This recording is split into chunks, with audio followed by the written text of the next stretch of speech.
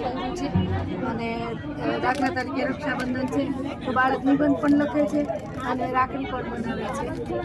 આ અખરોટના ચોતરામાંથી બાળકોએ પ્રોજેક્ટ કાચબા બનાવ્યા છે. ગુજરાતીમાં ચૌદમું પાઠ છે આંબેડકરનું, તો આંબેડકરનું ચિત્ર પણ દોરે છે, નિબંધ પણ લખે છે. હું જે કાર્ય કરું છું એ આ રીતે સ્ક્રીનશોટ કરીને રંગીન ઝેરોક્ષ કરીને મેં સેવ કર્યા છે. આવી 1000 પોથીઓ છે અને એક ખટારો બની સ્ટુડિયો છે અને છાપામાં પણ આવેલા છે. પારવગરના એવોર્ડો છે, પારવગરના પ્રમાણપત્રો છે. એ સાથે હું ચામુંડા રાસ ગરબી મંડળનું કલાકાર પણ છું. ગયા વર્ષે ઝારખંડ સરકારે મારું સન્માન કર્યું. અહીંયા મેઘજીભાઈ ચાવડાએ કર્યું છે. ક્યારેક પ્રોગ્રામ હોય અને મંડળી બોલાવી ઈચ્છા થાય તો અમને બોલાવજો. પાછળ જે ગોઠવ્યું છે એ પણ બધું મારું છે. તમામ અહીંયા જ છું. લતીપુર આવીને એક જ વર્ષમાં જોયું કે બાળકો બહુ હોશિયાર છે પણ એને દિશા સૂચન નથી. ગરીબ બાળકો છે, બાળકમાં મજૂરીવાળા બાળકો માવતર 8 વાગે જતા રહે અને સાંજે આવે તો મેં ગુડીન પપ્પાને કીધું કે સિટીવાળાને બધું મળી જશે. આ બાળકો પાછળ મારું કર્મ, આ બાળકો પાછળ જ મારે કરવું છે. તો મારો જિલ્લો મૂકીને 1990થી હું અહીંયા છું. વતન મહેસાણા, સાસરી લાડો અને પિયર ઊંઝા અને લતીપુરમાં ઘર બનાવી દીધું. 1.5 વર્ષ પછી હું રિટાયર થઈશ. હું 2 સેન્ટર આચાર્ય છું. લતીપુર તાલુકા શાળા, મારા હાથ નીચે 15 શાળાઓ છે. આ વિડિયો ઉતાર્યો છે તાલુકા શાળા આચાર્ય આપણને એમ કહેતા નવરા નથી રહેતા અમારે જેવા સિંગલ આચાર્ય સાહેબ બતાવો એને. ના સાહેબ, કોઈ આચાર્યને એવી રીતે હેરાન ન કરે.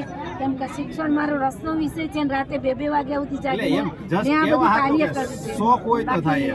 મારું પ્રમાણપત્ર એવું ન હોવું જોઈએ કે આને બતાવો નહીં કરે, રસ્તી કરે ને સાહેબ. ઘણી વખત બાનું દેતા હોય તો નવરા નથી આ કેમ કરાવી છે કે આજે આ બાળક જોઈને જશે, પેલો ગેરહાજર છે એને કહેશે કે તું નતો આવ્યો ને, આજે તું રહી ગયો ને, આમાં આજે બેને આ કરાવ્યું. તો દરરોજ મારા બાળકો રાહ જુએ કે આજ બાળક મારા મેડમ નવું કરશે કે, એટલે મારા ગેરહાજરી નહીવત છે સાહેબ. અને 90% લાવનારો સાયન્સનો બાળક જો એને ચિત્ર નથી આવડતું કે પ્રવૃત્તિ, તો એ વેદ્યો કહેવાય છે સાહેબ. એને તમામ વસ્તુ આપણે સર્વાંગી શિક્ષણના શિક્ષક છીએ આપણે.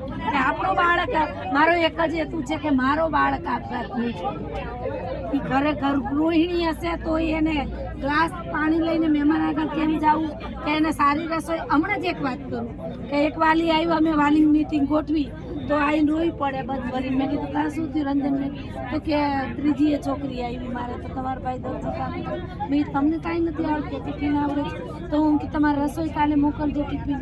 એક ટિફિન એણે મોકલીને મેં જાહેરાત કરી. આજે એ બાઈ મારી અમે જોવા નવરી નથી, 45 ટિફિન રોજના છે.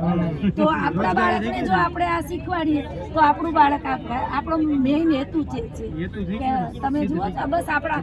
આજે જો અમારા બાળકોનું આ જોવા લઈ આવી છું તો સવારમાં બાળકો આવીને તમામ ખુરશીઓ ગોઠવી, તો આપણો હેતુ શીખ જ છે સાહેબ.